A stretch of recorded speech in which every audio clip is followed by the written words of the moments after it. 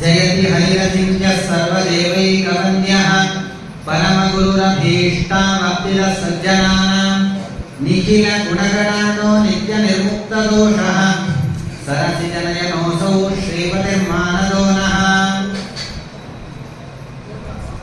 ಆದ್ಯಾದಿಲಕ್ಷ್ಮೀ ಅವಸು ಪ್ರಸನ್ನಾ ವಿಶುದ್ಧ ವಿಜ್ಞಾನ ಸುಖೈಕದೋಗ್ಧಿ ಅಜ್ಞಾನಹಂತ್ರಿ ತ್ರಿಗುಣಾತಿರಿಕ್ತ ಪ್ರಜ್ಞಾನನೇತ್ರಿ ಭವಸು ಪ್ರಸನ್ನ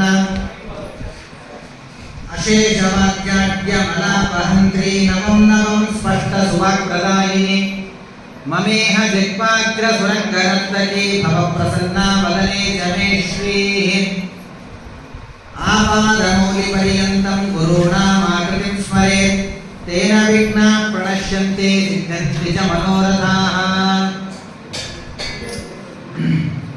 ಶ್ರೀ ಗುರುಭ್ಯೋ ನಮಃ.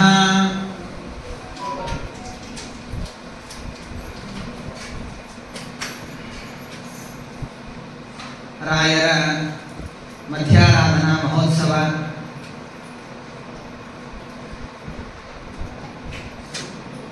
ರಾಯರ ಪ್ರಸಾದ ಎರಡು ರೀತಿಯಾದದ್ದು. ರಾಯರ ಪ್ರಸಾದವನ್ನ ನಾವು ಎರಡು ರೀತಿಯಿಂದ ಸ್ವೀಕಾರ ಮಾಡಿದಾಗಲೇ ನಮ್ಮ ಜೀವನ ಸಾರ್ಥಕ. ರಾಯರು ಪ್ರಸಾದವನ್ನು ಕೊಡೋದು ಸಹಿತ ಎರಡು ರೀತಿಯಿಂದಲೇ ಕೊಡ್ತಾರೆ. ರಾಯರ ಎರಡು ರೀತಿಯ ಪ್ರಸಾದ ಯಾವುದು? ರಾಯರ ಎರಡು ರೀತಿಯ ಪ್ರಸಾದ, ಒಂದು ನಮಗೆಲ್ಲ ತಿಳಿದಂತೆ ಹೊಟ್ಟೆಗೆ ಪ್ರಸಾದ, ಇನ್ನೊಂದು ತಲೆಗೆ ಪ್ರಸಾದ. ಹೊಟ್ಟೆಯ ಪ್ರಸಾದ ಇದು ತಾತ್ಕಾಲಿಕ. ಆರಾಧನೆ ಹೊಟ್ಟೆ ತುಂಬ ಊಟ ಮಾಡ್ತೇವೆ, ಪ್ರಸಾದ ಅಂತ ತಿಳ್ಕೊಂಡು ಒಂದಗಳೂ ಬಿಡದೆ ಎಲ್ಲ ಸ್ವೀಕಾರ ಮಾಡಿರ್ತೇವೆ. ಮನೆಗೆ ಹೋಗಿ ಒಂದು ಅರ್ಧ ತಾಸು ಮಲ್ಕೋತೇವೆ, ಎದ್ದು ಕೂಡಲೇ ಮತ್ತೇನಾದ್ರೂ ಬೇಕೇ, ಹೊಟ್ಟೆ ಖಾಲಿ ಆಗಿಬಿಡ್ತದೆ. ಆದರೆ ಆ ಪ್ರಸಾದ ದೇಹ ಶುದ್ಧಿಗಾಗಿ ಹೊಟ್ಟೆಯ ಪ್ರಸಾದ. ಬುದ್ಧಿಯೊಂದಿದೆಯಲ್ಲ, ನಮಗೆ ಮನಸ್ಸೊಂದಿದೆ. ಈ ಬುದ್ಧಿ ಮನಸ್ಸುಗಳು ಶುದ್ಧವಾಗಬೇಕಲ್ಲ. ಈ ಬುದ್ಧಿ ಮನಸ್ಸುಗಳನ್ನ ತೊಳೆಯೋದಕ್ಕೆ ಯಾವುದಾದ್ರೂ ಒಂದು ಲಿಕ್ವಿಡ್ ಬಂದಿದೆಯಾ? ಯಾವುದಾದ್ರೂ ಸೋಪು ಅಥವಾ ಯಾವುದಾದ್ರೂ ಮಷೀನು? ಎಲ್ಲೋ ಹೋದ್ರೆ ದೇಹ ತೊಳಿತದಂತೆ ಆ ಮಷೀನು. ಆ ಮಷೀನ್ ಒಳಗೆ ಇಷ್ಟೇ ಮಾರಿ ಬಿಟ್ಟು ಮಾರಿ ಹೊರಗೆ ಹಾಕೊಂಡು ಅದು ಒಳಗೆ ಹೋದ್ರೆ ಮೈಯೆಲ್ಲ ಉಜ್ಜಿ ಉಜ್ಜಿ ಸ್ವಚ್ಛ ಮಾಡ್ತಿರುತ್ತೆ ಅದು. ಆ ತರಹ ಮಷೀನ್ಗಳು ಬಂದಿದೆ. ಏರ್ಪೋರ್ಟ್ ಅಲ್ಲಿ ಕೈಕಾಲು ಒತ್ತುವ ಮಷೀನ್ಗಳು ಬಂದಿದೆ. ಮನೆಯಲ್ಲಿ ಗಂಡ ಹೆಂಡತಿ ಕಾಲು ಹೊತ್ತಲ್ಲ, ಹೆಂಡತಿ ಗಂಡನ ಕಾಲು ಹೊತ್ತಲ್ಲ. ಹೀಗಾಗಿ ಕಾಲು ಒತ್ತಿಸ್ಕೊಳ್ಳೋಕೊಂದು ಬೇಕಲ್ಲ, ಅದಕ್ಕೆ ಏರ್ಪೋರ್ಟಿಗೆ ಹೋಗ್ಬೇಕು. ಅಲ್ಲಿ ಸುಮ್ಮನೆ ಹಿಂಗೆ ಕೂತ್ರೆ 300 ರೂಪಾಯಿಗೆ 15 ನಿಮಿಷ ಕಾಲು ಹೊತ್ತದಂತೆ. ಹೀಗಾಗಿ ದೇಹ ಶುದ್ಧಿಗಾಗಿ ನಮಗೆ ಆಹಾರ ಬೇಕು. ಮನಸ್ಸು ಮತ್ತು ಬುದ್ಧಿಯ ಶುದ್ಧಿಗಾಗಿ ಏನ್ ಬೇಕು? ನಿಜವಾಗಿ ಹೇಳಬೇಕು ಅಂದ್ರೆ ದೇಹಕ್ಕಿಂತ ಮನಸ್ಸು ಬುದ್ಧಿಗಳು ಕೆಡೋದೇ ಹೆಚ್ಚು. ಬಹಳ ಬೇಗನೆ ಅದಕ್ಕೆ ವೈರಸ್ ಅಟ್ಯಾಕ್ ಆಗಿಬಿಡ್ತದೆ, ಬಹಳ ಬೇಗ ಕೆಟ್ಟು ಹೋಗ್ತದೆ. ಇಲ್ಲಿ ಒಳಗಿನಿಂದ ಹೀಗೆ ಬಂದಿರ್ತೇವೆ, ರಾಯರನ್ನ ನೋಡಿ, ರಾಯರ ಪ್ರಸಾದವನ್ನು ಸ್ವೀಕಾರ ಮಾಡಿ, ಹಾಡುಗಳನ್ನು ಕೇಳಿ, ಮಂತ್ರವನ್ನು ಕೇಳಿ ಶುದ್ಧವಾಗಿರ್ತದೆ. ನಾನು ದಿನಾಲು ಮನೆಯಾಗ ಹಿಂಗೆ ಮಾಡಬೇಕು ಅಂತ ಅನ್ಕೊಂಡು ಸಂಕಲ್ಪ ಮಾಡಿ ಹಿಂಗೆ ಮಾಡ್ತೀನಿ ಅಂತ ಹೇಳಿ ಹೊರಗೆ ಕಾಲಿಟ್ಟು ಗಾಡಿ ಕಿಕ್ ಹೊಡೆದು ಸ್ಟಾರ್ಟ್ ಮಾಡಿ 2 ಹೆಜ್ಜೆ ಹೋಗೋಷ್ಟರಲ್ಲಿ ಏನೋ ನೆನಪಾಗ್ತದೆ, ಮುಗಿದೋಗ್ತದೆ ಕೃಷ್ಣ ಅರ್ಪಣ. ಹೀಗಾಗಿ ಬಹಳ ಬೇಗವಾಗಿ ಬಹಳ ಲಘುನೆ ಕೆಟ್ಟು ಹೋಗೋದು ಅಥವಾ ಬದಲಾವಣೆ ಆಗುವುದು ಬುದ್ಧಿ ಮತ್ತು ಮನಸ್ಸು. ಆ ಬುದ್ಧಿ ಮನಸ್ಸುಗಳಿಗೆ ಕೆಡದಂತೆ ಅದನ್ನು ಸಂರಕ್ಷಣೆ ಮಾಡೋದಕ್ಕೆ ಯಾವ ಫ್ರಿಡ್ಜ್ ಇಲ್ಲ. ಅದಕ್ಕೆ ಒಂದೇ ಒಂದು ರಾಯರ ಮಾತುಗಳು ಅಂತನ್ನುವಂತಹ, ರಾಯರ ಮಹಿಮೆ, ಗುರುಗಳ ಮಹಿಮೆ, ದೇವರ ಮಹಿಮೆ ಅಂತನ್ನುವಂತಹ ಶಬ್ದಗಳನ್ನು ತಗೊಂಡು ಆ ನಮ್ಮ ಬುದ್ಧಿ ಮನಸ್ಸಿನ ಸುತ್ತ ತಿರುಗಾಡಿಸ್ತಾ ಇದ್ರೆ ಅದೇ ಫ್ರೀಜು. ಆ ಶಬ್ದಗಳಿಂದ ನಮ್ಮ ಮನಸ್ಸು ಬುದ್ಧಿಯನ್ನು ಫ್ರೀಸ್ ಮಾಡಬೇಕು. ಆಗ ಹೊರಗಿನ ಯಾವ ವೈರಸ್ಗಳು ಬರೋದಿಲ್ಲ. ಹೀಗಾಗಿ ರಾಯರು ನಮಗೆ ಕೊಡುವ 2 ಪ್ರಸಾದಗಳಲ್ಲಿ ಒಂದು ಹೊಟ್ಟೆಗಾದರೆ ಒಂದು ಬುದ್ಧಿಗೆ, ಹೊಟ್ಟೆಗೆ ಪ್ರಸಾದ ಪ್ರಾಯ ಯಾವಾಗ ಬೇಕಾದ್ರೆ ಸಿಗ್ತದೆ. ಮಂತ್ರಾಲಯಕ್ಕೆ ಹೋದ್ರೆ ಒಂದು 10 ಪ್ಯಾಕೆಟ್ ಪ್ರಸಾದ ತಂದು ಇಟ್ಕೊಂಡ್ರೆ, ಮಠಕ್ಕೆ ಹೋಗಿ ಒಂದಿಷ್ಟು ಪ್ರಸಾದವನ್ನು ತಂದು ಇಟ್ಕೊಂಡ್ರೆ ಒಂದು 10 ದಿವಸ ತಿನ್ಬೋದು. ಬುದ್ಧಿಗೆ ಪ್ರಸಾದ, ಮನಸ್ಸಿಗೆ ಪ್ರಸಾದ, ಇದು ಪ್ರಾಯ ವರ್ಷಕ್ಕೆ 1 ಬಾರಿನೋ 2 ಬಾರಿನೋ ಸಿಗಲಿಕ್ಕೆ ಸಾಧ್ಯವಿದೆ. ಅದು ಬೆಳಿಗ್ಗೆ 10-11ಕ್ಕೆ ಒಂದು ಮಠದಲ್ಲಿ ಕೂತ್ರೆ ಮಾತ್ರ ಸಿಗಲಿಕ್ಕೆ ಸಾಧ್ಯ, ಇಲ್ಲ ಇದ್ರೆ ಸಾಧ್ಯವಿಲ್ಲ. ತಲೆ ಹಾಕಿಕೊಳ್ಳೆ ಫೋನ್ ಮಾಡು ಬರ್ತೀನಿ ಅಂದ್ರೆ ಬುದ್ಧಿಗೆ ಪ್ರಸಾದ ಸಿಗೋದಿಲ್ಲ, ಹೊಟ್ಟೆಗೆ ಪ್ರಸಾದ ಸಿಗಬಹುದು. ಹೀಗಾಗಿ ಹೊಟ್ಟೆಯ ಪ್ರಸಾದವನ್ನ ಹೇಗೆ ನಾವು ತಿಳ್ಕೊಳ್ಳೋದು? ಅದಕ್ಕೆ ರಾಯರ ಅನೇಕ ವಿಧವಾಗಿರ್ತಕ್ಕಂತಹ ಮಹಿಮೆಗಳನ್ನ ಕೇಳಿ ತಿಳಿದು ಅದನ್ನ ನಮ್ಮ ಜೀವನದಲ್ಲಿ 10 ಕೇಳ್ತೇವೆ, ಒಂದನ್ನು ನಮ್ಮ ಜೀವನದಲ್ಲಿ ನಾವು ಅಳವಡಿಸಿಕೊಳ್ಳಿಕ್ಕೆ ಪ್ರಯತ್ನ ಮಾಡಿದರೂ ಸಾಕು. ಸಂಪೂರ್ಣವಾಗಿ ರಾಯರ ಆದರ್ಶವನ್ನ ಅಥವಾ ಗುರುಗಳು ಹೇಳಿದ ಮಾತನ್ನ ನಮ್ಮ ಜೀವನದಲ್ಲಿ ನಾವು ಅಳವಡಿಸಿಕೊಳ್ಳುತ್ತೇವೆ ಅಂತನ್ನೋದು ನಮ್ಮಿಂದ ಸಾಧ್ಯವಿಲ್ಲ. ಅಳವಡಿಸಿಕೊಳ್ಳುವುದಕ್ಕೆ ಪ್ರಯತ್ನ ಮಾಡಿದರೂ ಸಾಕು. ಇವತ್ತು ಮಾಡ್ತೇನೆ, ನಾಳೆ ಆಗೋದಿಲ್ಲ ಬಿಡ್ಲಿ, ನಾಳಿದ್ದು ಮತ್ತೆ ನೆನಪಾದರೆ ಮತ್ತೆ ಆ ಕೆಲಸವನ್ನು ನಾನು ಮಾಡ್ತೇನೆ ಎಂಬುದಾಗಿ ಅದಕ್ಕಾಗಿ ಪ್ರಯತ್ನ ಮಾಡಿದರೂ ಸಾಕು, ನಮ್ಮ ಜೀವನ ಸಾರ್ಥಕವಾಗ್ತದೆ. ರಾಯರ ಆರಾಧನೆ ಇದು ಸಾರ್ಥಕ. ರಾಯರ ಪೂರ್ವಜರೆಲ್ಲ ಪ್ರಾಯ ರಾಜಾಶ್ರಯದಲ್ಲಿ ಇದ್ದವರು. ವೀಣಾ ಕೃಷ್ಣ ಭಟ್ಟರು ಅಂತ ರಾಯರ ಅಜ್ಜ, ವೀಣಾ ಕನಕಾಚಲ ಭಟ್ಟರು ಅಂತ ರಾಯರ ಮುತ್ತಜ್ಜ. ವೀಣಾ ಕೃಷ್ಣ ಭಟ್ಟರು ಇವರು ವಿಜಯನಗರದ ಆಸ್ಥಾನದಲ್ಲಿ ಆಸ್ಥಾನ ವಿದ್ವಾಂಸರು. ವೀಣಾ ತಿಮ್ಮಣ್ಣ ಭಟ್ಟರು ಅವರು ಅಲ್ಲಿ ವಿಜಯನಗರದಲ್ಲಿ ಆಸ್ಥಾನ ವಿದ್ವಾಂಸರು. ವೀಣಾ ತಿಮ್ಮಣ್ಣ ಭಟ್ಟರು ಇರುವಾಗಲೇ ವಿಜಯನಗರದ ಸಂಸ್ಥಾನದ ಪತನವಾಯಿತು, ವಿಜಯನಗರ ಸಂಸ್ಥಾನ ಹೋಯಿತು. ಆಗ ವೀಣಾ ತಿಮ್ಮಣ್ಣ ಭಟ್ಟರಿಗೆ ಒಂದು ಚಿಂತೆಯಾಯಿತು, ನಾವಾಗಿದ್ರೆ ಈ ಕಂಪನಿ ಮುಚ್ಚಿ ಹೋಯಿತು, ಇನ್ಯಾವ ಕಂಪನಿಗೆ ಅಪ್ಲಿಕೇಶನ್ ಹಾಕಲಿ, ನನಗೆ ಸ್ಯಾಲರಿ ಹೇಗೆ ಬರ್ತದೆ, ನಾನು ಹಣವನ್ನು ಹೇಗೆ ಸಂಪಾದನೆ ಮಾಡಲಿ ಅಂತ ನಾವು ಯೋಚನೆ ಮಾಡ್ತಾ ಇದ್ರೆ, ವೀಣಾ ತಿಮ್ಮಣ್ಣ ಭಟ್ಟರು ಯೋಚನೆ ಮಾಡ್ತಾರೆ, ರಾಜಾಶ್ರಯ ಹೋಯಿತು. ಆಗೆಲ್ಲ ರಾಜಾಶ್ರಯ ಅಂದ್ರೆ ಏನು ಗೊತ್ತಾ? ರಾಜರ ಆಶ್ರಯದಲ್ಲಿರೋದು ಪ್ರತಿನಿತ್ಯ ರಾಜರು ಪೂಜೆ ಮಾಡುವ ಸಮಯದಲ್ಲಿ ಅಥವಾ ಸಭೆಯಲ್ಲಿ ತಮ್ಮ ವಿದ್ವತ್ತನ್ನ ಪಾಂಡಿತ್ಯವನ್ನ ಪ್ರದರ್ಶನ ಮಾಡೋದು, ಮನೆಗೆ ಬಂದು ಶಾಸ್ತ್ರಾವಲೋಕನ ಮಾಡ್ತಾ ಇದ್ದು ಬಿಡೋದು. ರಾಜರು ಧಾನ್ಯಗಳನ್ನ ದವಸಗಳನ್ನ ಇದನ್ನೆಲ್ಲ ವಾರಕ್ಕಿಷ್ಟು ತಿಂಗಳಿಗೆಷ್ಟು ಅಂತ ಅವ್ರು ಕೊಡ್ತಾ ಇದ್ರು, ವರ್ಷಕ್ಕಿಷ್ಟು ಅಂತ ಅದನ್ನ ಮನೆಯಲ್ಲಿ ಇಟ್ಟುಕೊಂಡು ಬೇಯಿಸಿ ತಿಂದು ಜೀವನ ಮಾಡೋದು. ಇಷ್ಟೇ, ಹೊಟ್ಟೆಪಾಡಿಗಾಗಿ ಸಂಪಾದನೆ ಮಾಡೋದಕ್ಕೆ ಹೊರಗೆ ಹೋಗ್ಬೇಕು ಅಂತನ್ನುವಂತಹ ವಿಚಾರವೇ ಇರಲಿಲ್ಲ. ಇವತ್ತು ಬೆಳಗಾಗಿದ್ರೆ ನಾವು ಓಡಿ ಹೋಗ್ಬೇಕು. ಶಾಸ್ತ್ರಾಧ್ಯಯನ ಮಾಡುವ ಸಲುವಾಗಿ ರಾಜರೆಲ್ಲ ನಮ್ಮ ರಾಜ್ಯ ಸುಭಿಕ್ಷವಾಗಿರಬೇಕು, ನಮ್ಮ ರಾಜ್ಯದಲ್ಲಿ ಯಾವ ಸಮಸ್ಯೆ ಬರಬಾರದು, ನಮ್ಮ ರಾಜ್ಯದಲ್ಲಿ ಆಪತ್ತು ಬರಬಾರದು ಅಂತನ್ನುವ ಸಲುವಾಗಿ ಬ್ರಾಹ್ಮಣರನ್ನ ನಿಯೋಜನೆ ಮಾಡಿಕೊಂಡು ಅವರಿಗೆ ಹೇಳ್ತಾ ಇದ್ರು, ಸ್ವಾಮಿ ನೀವು ಪ್ರತಿನಿತ್ಯ ಬೆಳಗಾಯದ್ದು ಬೆಳಿಗ್ಗೆಯಿಂದ ರಾತ್ರಿವರೆಗೂ ನಿಮಗೊಂದು ಕೆಲಸ, ಅದೇನು ಅಂದ್ರೆ ಜಪ ಮಾಡಬೇಕು. ಏನಂತ ಸಂಕಲ್ಪ ಮಾಡಿ ಜಪ ಮಾಡಬೇಕು?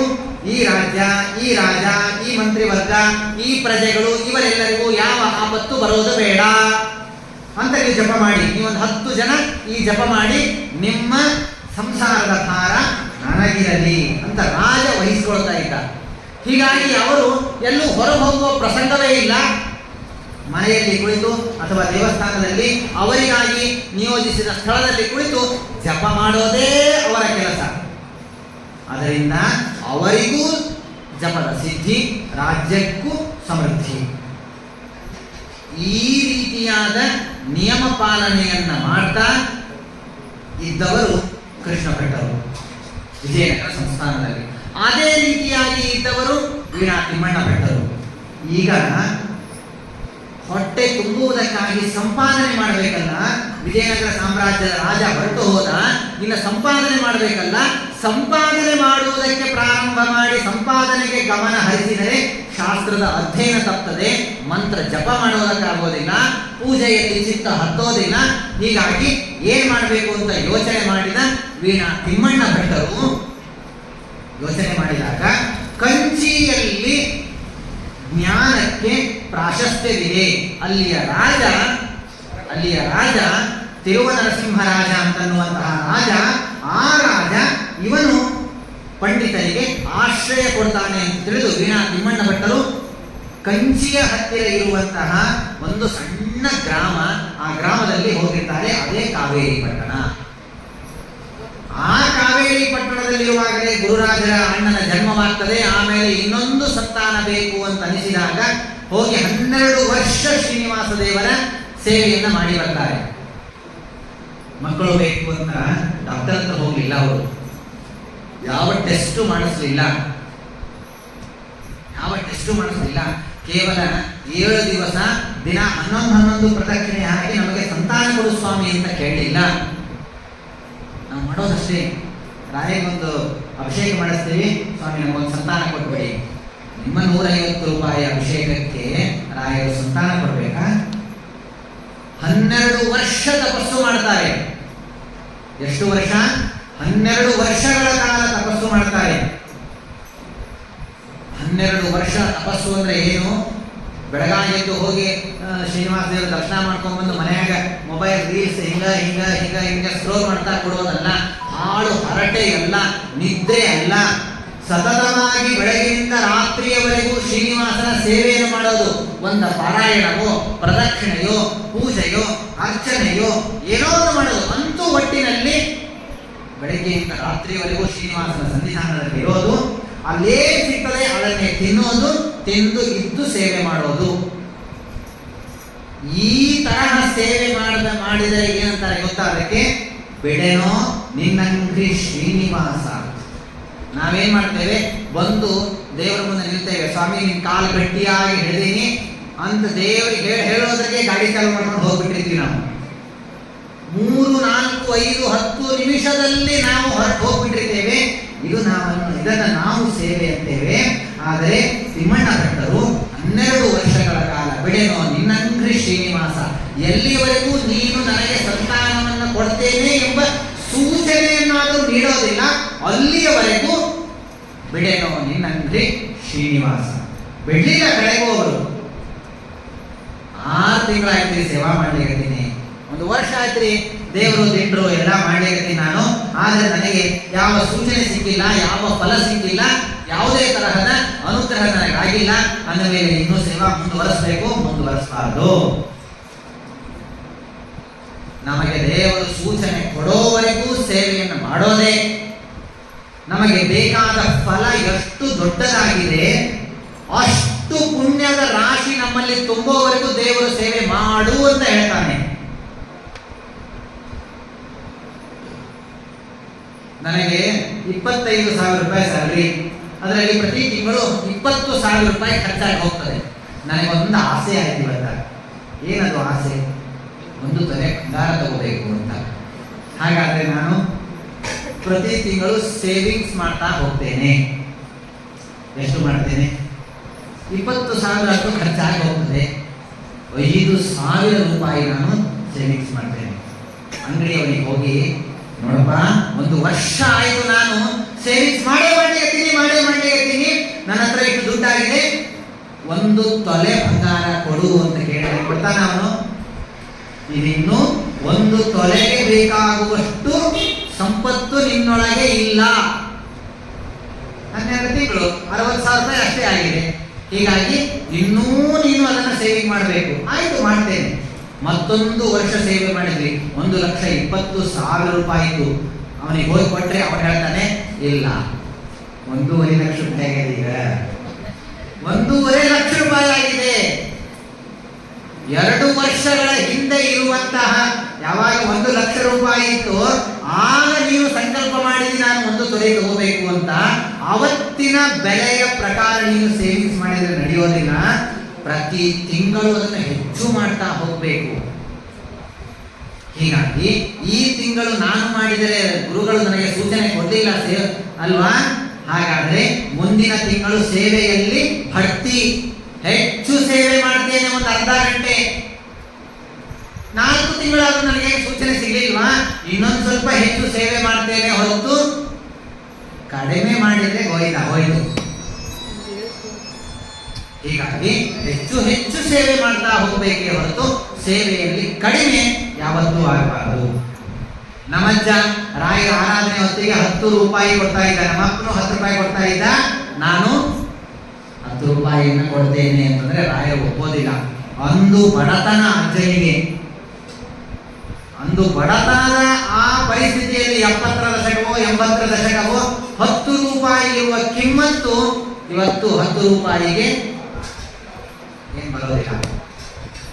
ಮೇಲೆ ರಾಯರ ಸೇವೆಯನ್ನ ಹೆಚ್ಚೆಚ್ಚು ಮಾಡುತ್ತಾ ಹೋದಾಗ, ದೇವರ ಗುರುಗಳ ಸೇವೆಯನ್ನ ಹೆಚ್ಚು ಮಾಡ್ತಾ ಹೋದಾಗ ಮಾತ್ರ ನಮಗೆ ಅದರ ಫಲ ಕೊಡುತ್ತದೆ. ಹೀಗಾಗಿ ತಿಮ್ಮಣ್ಣ ಭಟ್ಟರು ರಾಯರ ಜನ್ಮವಾಗಬೇಕು ಅಂತನ್ನುವ ಸಲುವಾಗಿ 12 ವರ್ಷಗಳ ಕಾಲ ತಪಸ್ಸು ಮಾಡ್ತಾರೆ. 12 ವರ್ಷಗಳ ಕಾಲ ತಪಸ್ಸು ಮಾಡಿದಾಗ ಆಗ ಅವರಿಗೆ ಸ್ವಪ್ನದಲ್ಲಿ ಸೂಚನೆಯಾಗ್ತದೆ, ಉತ್ತಮವಾದ ಸಂತಾನವಾಗ್ತದೆ ಹೋಗುವಂತ. ಆಗ ಮನೆಗೆ ಬಂದು ಪಡೆದ ಪುತ್ರ ಸಂತಾನವೇ ರಾಘವೇಂದ್ರ ಸ್ವಾಮಿಗಳವರು. 12 ವರ್ಷ ಸೇವೆ ಮಾಡಿದವರು ತಂದೆ ತಾಯಿಗಳು. ಈ 12 ವರ್ಷ ತಿಮ್ಮಣ್ಣ ಭಟ್ಟ ಸೇವೆ ಮಾಡುವುದು ಅಂದ್ರೆ ಏನ್ ಗೊತ್ತಾ? ಇನ್ ಸಿಂಪಲ್ ವರ್ಡ್ಸ್ ನಾವು ಸ್ಪಷ್ಟವಾಗಿ ನಮ್ಮ ಭಾಷೆಯಲ್ಲಿ ತಿಳ್ಕೊಳ್ಳೋದಾದ್ರೆ, ಮನೆಯೊಳಗೆ ಹಾಲು ಕಾಯಿಸ್ಬೇಕಾಗಿದೆ. ಆ ಭಾಂಡೆ ತಿಕ್ತೀವಿ, ತೊಳೆತೀವಿ. ಯಾಕೆ? ಹಾಲು ಒಡಿಬಾರದು, ಹಾಲು ಕೆಡಬಾರದು, ಪಾತ್ರೆ ಶುದ್ಧವಾಗಬೇಕು ಅಂತ. ರಾಯರಂತ ಮಹಾನುಭಾವರು ಗರ್ಭದಲ್ಲಿ ಬಂದು ನೆಲೆಸಬೇಕಾದರೆ ಆ ಗರ್ಭ ಎಷ್ಟು ಶುದ್ಧಿಯಾಗಿರಬೇಕು, ಆ ದೇಹ ಎಷ್ಟು ಶುದ್ಧವಾಗಬೇಕು. ಸ್ನಾನ ಮಾಡಿದ ಮಾತ್ರಕ್ಕೆ ಶುದ್ಧಿಯಲ್ಲ, ಪುಣ್ಯದಿಂದ ಪರಿಪಕ್ವವಾಗಬೇಕು ಅಂತನ್ನುವ ಸಲುವಾಗಿ 12 ವರ್ಷಗಳ ಸೇವೆಯನ್ನು ಮಾಡಿ ರಾಯರನ್ನು ಪಡೆದ ಮಹಾನುಭಾವರು ತಿಮ್ಮಣ್ಣ. ಹೀಗೆ ರಾಯರು ನಮಗೆ ತಿಮ್ಮಣ್ಣ ಭಟ್ಟರ 12 ವರ್ಷದ ತಪಸ್ಸಿನ ಪ್ರಭಾವದಿಂದ ಇವತ್ತು ರಾಯರು ನಮಗೆ ದೊರೆತಿದ್ದಾರೆ. ರಾಯರು ಹುಟ್ಟಿದ್ದರ ಹಿಂದಿನ ಒಂದು ನೀತಿಯನ್ನು ತಿಳಿದುಕೊಳ್ಳೋಣ. ತಿಮ್ಮಣ್ಣ ಭಟ್ಟರು ಆಗಿನ ಕಾಲದ ಪ್ರಾಯ ಅಲೋಪತಿ ಇರ್ಲಿಕ್ಕಿಲ್ವೋ ಏನೋ, ಆಯುರ್ವೇದದ ಅಥವಾ ನಾಟಿ ವೈದ್ಯರು ತುಂಬಾ ಜನ ಇದ್ದಿದ್ರು. ನಮಗೆ ಸಂತಾನವಾಗಿಲ್ಲ, ಸಂತಾನ ಬೇಕಾಗಿದೆ, ಒಳ್ಳೆಯ ಗಿಡಮೂಲಿಕೆಗಳನ್ನ ಔಷಧಿಯನ್ನ ಕೊಡಿ ಅಂತ ಹೋಗಬಹುದಾಗಿತ್ತು. ಆದರೆ ಶಾಸ್ತ್ರ ಓದಿದ ತಿಮ್ಮಣ್ಣ ಭಟ್ಟರಿಗೆ ಒಂದು ಗಹನವಾದ ನಂಬಿಕೆ, ಭರವಸೆ. ಅದೇನು ಅಂತಂದ್ರೆ ಶಾಸ್ತ್ರ ಹೇಳ್ತದೆ ಟು ಬಿ ನೋಟೆಡ್. ಇದನ್ನ ನಾವು ಅಂಡರ್ಲೈನ್ ಮಾಡಿ ಇಟ್ಕೋಬೇಕು. ಈ ಮಾತನ್ನ, ಶಾಸ್ತ್ರ ಹೇಳುವ ಮಾತನ್ನ ಯಾವ ಕಾರಣಕ್ಕೂ ಮನುಷ್ಯನನ್ನ ನಂಬಿ ಬದುಕಬೇಡ. ಮನುಷ್ಯನ ಸ್ವಭಾವ ತುಂಬಾ ವಿಚಿತ್ರ. ಇವತ್ತಿದ್ದಂತೆ ನಾಳೆ ಇಲ್ಲ. ಹೀಗಾಗಿ ಮನುಷ್ಯನನ್ನ ನಂಬಿ ಜೀವನ ನಡೆಸಬೇಡ. ಜನರಿಗೆ ಏನ್ ಬೇಕು ಗೊತ್ತಾ? ಜನರಿಗೆ ಪ್ರಶಂಸೆ ಬೇಕು, ನಮ್ಮನ್ನೆಲ್ಲರೂ ಹೊಗಳಬೇಕು ಅಂತ ಅನಿಸ್ತಾ ಇರ್ತದೆ. ಆದರೆ ಕರ್ತವ್ಯ ಮಾತ್ರ ಬೇಡ. ಎಷ್ಟು ಕೆಲಸ ಮಾಡ್ತೀರಿ ನೀವು ಅಂತ ಅನ್ಬೇಕೇ ಹೊರತು ಆ ವ್ಯಕ್ತಿ ಕೆಲಸ ಮಾಡ್ತಿರೋದಿಲ್ಲ. ಕೆಲಸ ಮಾಡಿದಂತೆ ನಾಟಕ ಮಾಡ್ತಾ ಇದ್ದಾನೆ. ಕೆಲಸ ಮಾಡೋದು ಬೇಡ, ಕೆಲಸ ಮಾಡ್ತೀಯಾ ನೀನು ಅಂತನ್ನುವಂತಹ ಪ್ರಶಂಸೆ ಬೇಕು. ಆದರೆ ದೇವರು ಗುರುಗಳಲ್ಲಿ ಹಾಗಲ್ಲ. ದೇವರು ಹಾಗೂ ಗುರುಗಳನ್ನು ನಂಬಿದ ವ್ಯಕ್ತಿ ಯಾವತ್ತೂ ಮೋಸ ಹೋಗೋದಿಲ್ಲ. ಅವರು ತಮ್ಮ ಸ್ವಭಾವವನ್ನ ಯಾವ ಕಾರಣಕ್ಕೂ ಬದಲಾಯಿಸಿಕೊಳ್ಳೋದಿಲ್ಲ. ಇದು ದೇವರ ಹಾಗೂ ಗುರುಗಳ ನಿಷ್ಠೆ, ಅವರ ದೀಕ್ಷೆ, ಅವರ ಸ್ವಭಾವ. ಹೀಗಾಗಿ ನಂಬಿದರೆ ಗುರುಗಳನ್ನು ನಂಬೋಣ, ಗುರುಗಳ ಪಾದವನ್ನು ನಂಬೋಣ. ಆ ರಾಯರಿಗೂ ನಾವು ಹೋಗಿ ಅದನ್ನೇ ಕೇಳೋಣ. ಸ್ವಾಮಿ ಇದನ್ನೇ ನಾನು ನಿನಗೆ ಬೇಡ್ತೇನೆ, ಸ್ವಾಮಿ ರಾಘವೇಂದ್ರ ಇದನ್ನೇ ಬೇಡ್ತೇನೆ. ಏನಂತ? ಸದಮಲ ಅಂತಃಕರಣ ದೃಢ ಭಕುತಿ ಜ್ಞಾನ. ಮೊದಲನೇದು ಒಳ್ಳೆಯ ಮನಸ್ಸು, ಅಂತಃಕರಣ. ಮನಸ್ಸೊಂದು ನಮಗೆ ಶುದ್ಧವಾದದ್ದನ್ನು ನೀನು ಕೊಟ್ಟು ಬಿಟ್ರೆ ಸಾಕು. ಮನಸ್ಸು ಹೇಗಿರ್ತದೋ ಹಾಗೆ ನಮ್ಮ ಜೀವನವಿರ್ತದೆ. ನಮ್ಮ ಮನಸ್ಸಿನಲ್ಲಿ ಕೆಟ್ಟ ವಿಚಾರಗಳಿದ್ರೆ ಜೀವನ ಕೆಟ್ಟ ಹಾದಿಗೆ ಹೋಗ್ತದೆ. ಮನಸ್ಸಿನಲ್ಲಿ ಒಳ್ಳೆಯ ಭಾವನೆಗಳಿದ್ರೆ ಜೀವನ ಒಳ್ಳೆಯ ರೀತಿಯಲ್ಲಿ ನಡೆಸುವುದಕ್ಕಾಗಿ ಪ್ರಯತ್ನವನ್ನು ಮಾಡ್ತೇವೆ. ಯಾವ ತರಹ ಜೈಸಿ ಸೋಚ್ ವೈಸಿ ಆಚಾರ, ಹೇಗೆ ನಮ್ಮ ಮನಸ್ಸಿನಲ್ಲಿ ವಿಚಾರಗಳಿರ್ತದೆ ಹಾಗೆ ನಮ್ಮ ಪ್ರವೃತ್ತಿ ಅಂತ ಅನ್ನೋದಿರ್ತದೆ. ನಮ್ಮೆದುರಿಗೆ ಈ ವ್ಯಕ್ತಿ ಬಂದಾಗ ನನ್ನ ಮನಸ್ಸಿನಲ್ಲಿ ಆ ವ್ಯಕ್ತಿಯ ಬಗ್ಗೆ ಕೆಟ್ಟ ಭಾವನೆ ಇದ್ರೆ ಆ ವ್ಯಕ್ತಿಯನ್ನು ನೋಡಿ ನಾನು ಮಾತಾಡಿಸೋದಿಲ್ಲ. ಅದರ ಜೊತೆಗೆ ಒಬ್ಬ ಬಂದ ವ್ಯಕ್ತಿ ನನಗೆ ಬೇಕಾದವನಾಗಿದ್ದರೆ ಅವನನ್ನು ನೋಡಿ ಹೊಲ್ ಕಿಸಿತೇನೆ, ಅವನ ಜೊತೆಗೆ ಗಂಟೆಗಟ್ಟಲೆ ಹರಟೆ ಹೊಡಿತೇನೆ. ಮನಸ್ಸು ನಮಗೆ ಕಾರಣ. ಹೀಗಾಗಿ ಸರಮಲ ಅಂತಃಕರಣ ದೃಢ ಭಕುತಿ, ನಮ್ಮ ಭಕ್ತಿ ದೃಢವಾಗಿಲ್ಲ, ನಮ್ಮ ಭಕ್ತಿ ಚಂಚಲವಾಗಿದೆ, ನಮ್ಮ ಭಕ್ತಿ ಅಲ್ಲಾಡ್ತದೆ, ಇವತ್ತೀಗೆ ನಾಳೆ ಹೀಗೆ. ಹೀಗಾಗಿ ಇದರ ಜೊತೆಗೆ ಜ್ಞಾನ ನಮಗೆ ಕೊಡು ಸ್ವಾಮಿ. ಇಷ್ಟೆಲ್ಲದರ ಮೇಲೆ ನಾವು ಯಾವ ವ್ಯಕ್ತಿಯ ದಾಸರಾಗಬೇಕು, ಯಾವ ವ್ಯಕ್ತಿಯನ್ನ ನಂಬಿ ನಡೆಯಬೇಕು, ಯಾವ ವ್ಯಕ್ತಿಯ ಕಾಲಿಗೆ ಬೀಳಬೇಕು ಅಂತ ಅನ್ನೋದನ್ನ ದಾಸರು ನಮಗೆ ತಿಳಿಸಿಕೊಡ್ತಾರೆ. ನಿನ್ನ ನಿಜ ದಾಸರ ದಾಸ್ಯವನ್ನು ನನಗೆ ಕೊಡಬೇಕು. ನಿಜ ದಾಸರ ದಾಸ್ಯ, ನಿನ್ನ ದಾಸನಾಗೋದು ನನಗೆ ಬೇಕಾಗಿಲ್ಲ, ಅಷ್ಟು ಯೋಗ್ಯತೆ ನನ್ನಲ್ಲಿ ಇದೆಯೋ ಇಲ್ವೋ ಗೊತ್ತಿಲ್ಲ.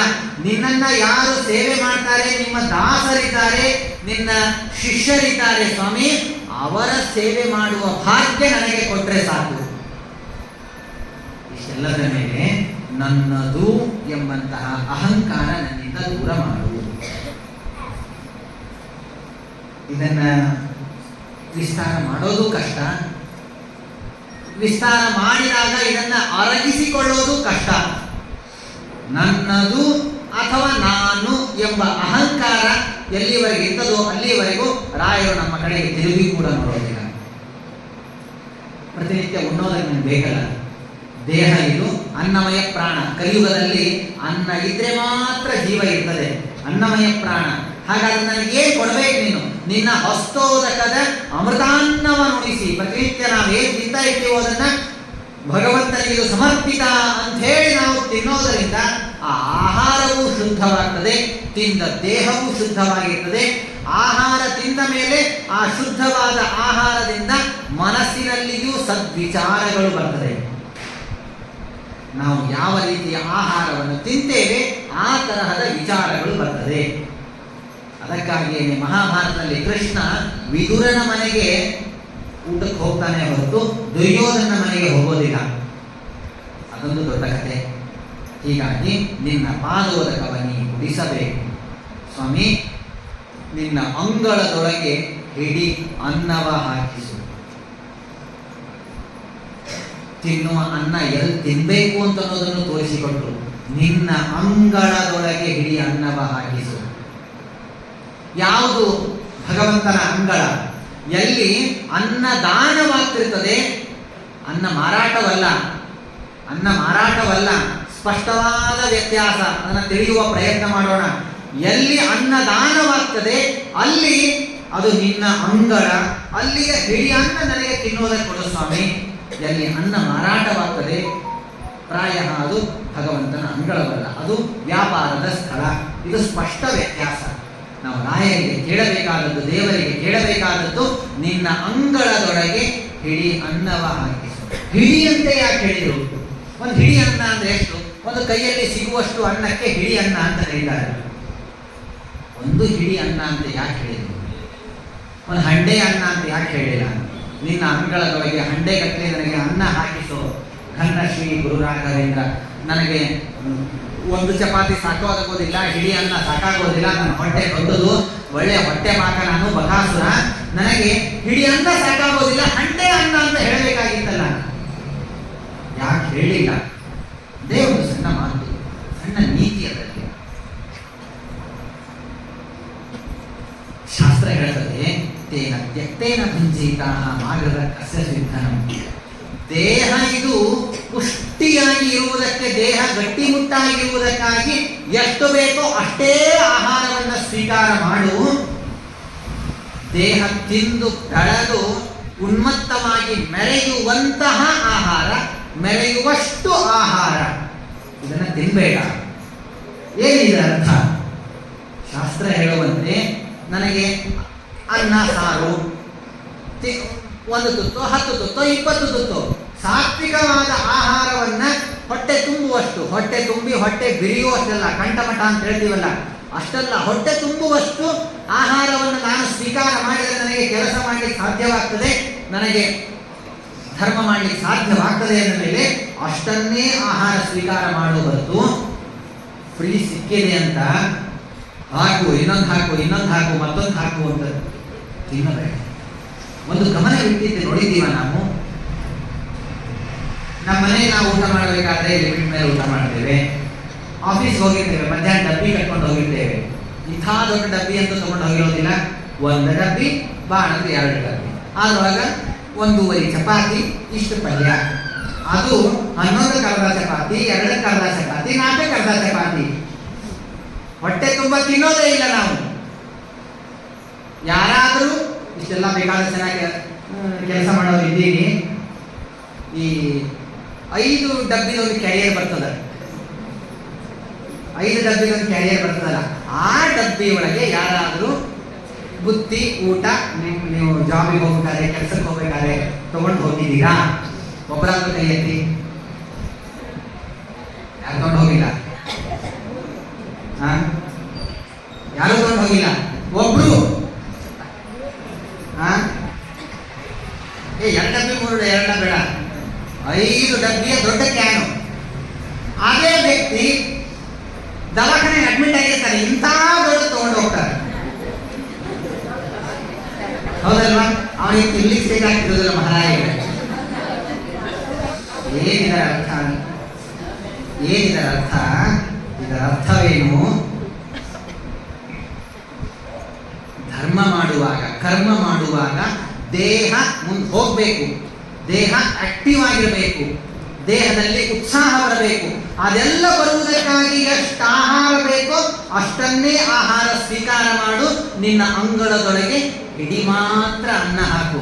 ಉಪವಾಸ ಬಿದ್ದರೆ ನನಗೆ ಪ್ರದಕ್ಷಿಣೆ ಹಾಕ್ಲಿಕ್ಕೆ ಆಗೋದಿಲ್ಲ, ಇಷ್ಟು ಹಾಕಿ ನನಗೆ ಬಟ್ಟೆ ತುಂಬುತ್ತದ, ಪೆಟ್ರೋಲ್ ಹಾಕಿ ಓಡ್ತದ ಗಾಡಿ. 5 ಡಬ್ಬಿಯ ಕ್ಯಾರಿಯರ್ ಒಳಗೆ ಊಟ ತಗೊಂಡು ಹೋದ್ರೆ ಮಧ್ಯಾಹ್ನ 1:30 ಬಿಚ್ಕೊಂಡು ಹೋದ್ರೆ ಆಜು ಬಾಜು ಕಲೀಗ್ಸ್ ಏನಂತಾರೆ? ಅಷ್ಟು ಊಟ ಮಾಡಿ ಕೆಲಸ ಏನ್ ಮಾಡ್ತೀವಿ ನಾವು? ಮಾಡೋದಿಲ್ಲ ಅಲ್ವಾ? ಹಾಗಾಗಿ ಧರ್ಮ ಮಾಡುವ ಪ್ರಸಂಗದಲ್ಲೂ ಕೂಡ, ಧರ್ಮ ಮಾಡುವ ಕಾಲದಲ್ಲೂ ಕೂಡ ಎಷ್ಟು ಆಹಾರ ಸ್ವೀಕಾರ ಮಾಡುವುದರಿಂದ, ಎಷ್ಟು ನಿದ್ದೆ ಮಾಡುವುದರಿಂದ, ಎಷ್ಟು ಅಷ್ಟನ್ನೇ ನೀನು ಸ್ವೀಕಾರ ಮಾಡು. ನಿನ್ನ ಅಂಗಳದೊಳಗೆ ನನಗೆ ಹೊಟ್ಟೆ ಬಿರಿಯುವಷ್ಟು ಬೇಡ ಸ್ವಾಮಿ, ಇಡೀ ಅನ್ನವ ನನಗೆ ಕೊಡು. ನೀನು ನಿನ್ನ ಅನ್ನವನ್ನು ತಿಂದು ಶುದ್ಧವಾದ ಈ ವಿಚಾರದಲ್ಲಿ ದುರ್ಬುದ್ಧಿ ಬರದಂತೆ ತಿದ್ದಿ ನನ್ನನ್ನು ನಡೆಸು. ಬುದ್ಧಿ ನನ್ನನ್ನು ಕೆಡಬಾರದು, ಬುದ್ಧಿ ಶುದ್ಧವಾಗಿರಬೇಕು. ಹಾಗೆ ನನ್ನನ್ನು ನೀನು ಜೀವನದಲ್ಲಿ ನಡೆಸಬೇಕು ಎಂಬುದಾಗಿ ರಾಯರು ನಮಗಾಗಿ ದೇವರಲ್ಲಿ ಬೇಡಿಕೊಳ್ತಾರೆ. ನಮಗೂ ಆ ಸಂದೇಶವನ್ನು ಕೊಡ್ತಾರೆ. ರಾಯರು ನಮಗೆಲ್ಲರಿಗೂ ಕೂಡ ವಿಶಿಷ್ಟವಾದ ಕರುಣೆಯನ್ನು ಮಾಡಲಿ ಎಂಬುದಾಗಿ ಹೇಳ್ತಾ ರಾಯರ ಮಧ್ಯಾರಾಧನೆಯ ಸೇವೆಯನ್ನು ರಾಯರ ಮುಖಾಂತರ ಭಗವಂತನ ಪಾದಾರವಿಂದಗಳಲ್ಲಿ ಸಮರ್ಪಣೆಯನ್ನು ಮಾಡೋಣ.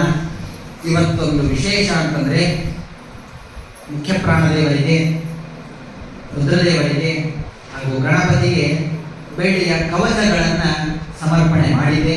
ಹೋದ ವರ್ಷ ರಾಯರಿಗೆ ಬೆಳ್ಳಿಯ ಕವಚವನ್ನು ನಿರ್ಮಾಣ ಮಾಡಿ ಸಮರ್ಪಣೆ ಮಾಡಿತ್ತು.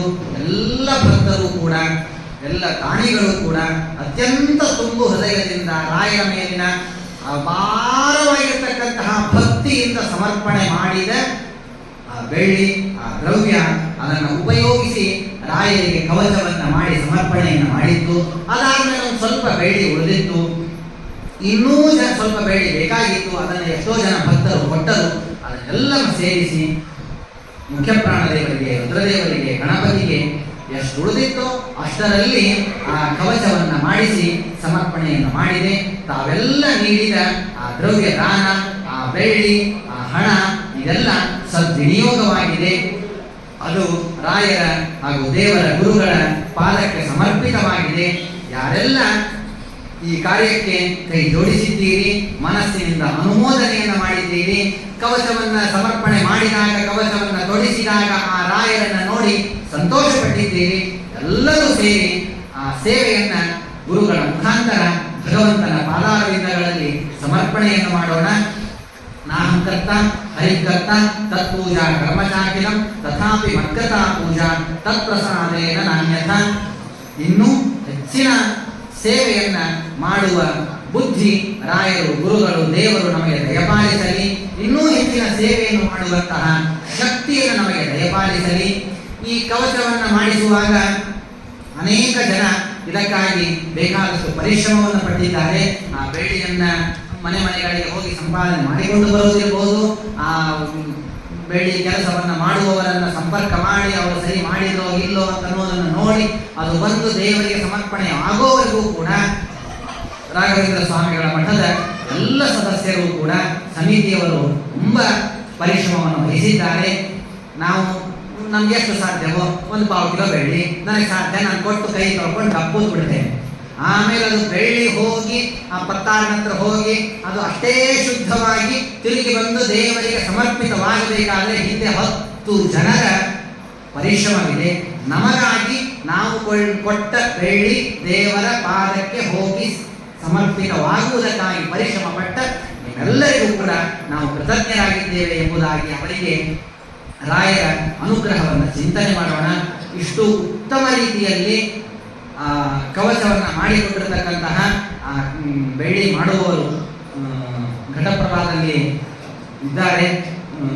ಜಿ.ಎ. ಪತ್ತಾರ್ ಅವರ ಪರಿವಾರದವರು ಹಾಗೂ ಅದಕ್ಕಾಗಿ ಪರಿಶ್ರಮಿಸಿರ್ತಕ್ಕಂತಹ ಅನೇಕ ಜನ ಅವರ ಸಂಬಂಧಿಕರು ಹಾಗೂ ಸಲಹೆ ಸೂಚನೆ ಕೊಟ್ಟವರು ಎಲ್ಲರಿಗೂ ಕೂಡ ರಾಯರ ಅಂತರ್ಯಾಮಿಯಾದ ಭಗವಂತ ವಿಶೇಷವಾದ ಕರುಣೆಯನ್ನು ಮಾಡಲಿ ಎಂಬುದಾಗಿ ಪ್ರಾರ್ಥನೆಯನ್ನು ಮಾಡೋಣ.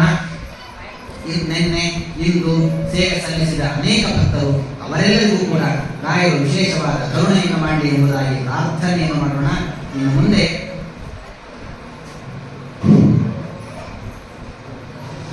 ಇನ್ನು ಮುಂದೆ ರಥೋತ್ಸವ, ರಾಯರಿಗೆ ನೈವೇದ್ಯ, ಭಗವಂತನಿಗೆ ನೈವೇದ್ಯ, ರಾಯರಿಗೆ ಹಸ್ತೋದಕ, ಅಲಂಕಾರ ಬ್ರಾಹ್ಮಣರ ಸೇವೆ ಇಷ್ಟೆಲ್ಲ ಆಗೋದಕ್ಕೆ ಪ್ರಾಯ 2:30 ಆಗ್ತದೆ. ಹೀಗಾಗಿ ಅಲ್ಲಿಯವರೆಗೂ ಶಾಂತರಾಗಿ ಜೋರಾಗಿ ಭಜನೆಯನ್ನ ಮಾಡಿ, ಭಜನೆ ಪ್ರತಿಯೊಬ್ಬರೂ ಹಾಡು ಹಾಡಬೇಕು. ಅವರೊಬ್ಬರು ಅಲ್ಲಿ ಮೂಲೆ ಕೂತ್ಕೊಂಡು ಹಾಡು ಹಾಡ್ತಾ ಇದ್ರೆ ಇಲ್ಲೆಲ್ಲ ಕೂತ್ಕೊಂಡು ಹರಟೆ ಹೊಡಿತಾ ಇರ್ತಾರೆ, ಮಾತು ಕತೆ ನಡೆದಿರ್ತದೆ. 1 ಗಂಟೆ ದಯವಿಟ್ಟು ಬೇಡ, ಅಲ್ಲಿ ಊಟ ಕೂತಾಗ ಅದನ್ನೇ ಮಾಡೋಣ, ಹರಟೆನೇ ಹೊಡೆಯೋಣ, ಸಂಸಾರದ ಮಾತುಗಳೆಲ್ಲ ಅಲ್ಲ ಆಡೋಣ.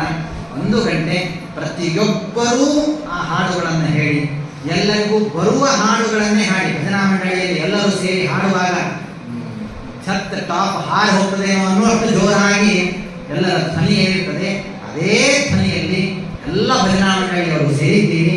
ಎಲ್ಲರೂ ಸೇರಿ ಭಗವಂತನ ಸೇವೆಯನ್ನು ಮಾಡಿರೋಣ. ಶ್ರೀಕೃಷ್ಣ ಅರ್ಪಣಮಸ್ತು.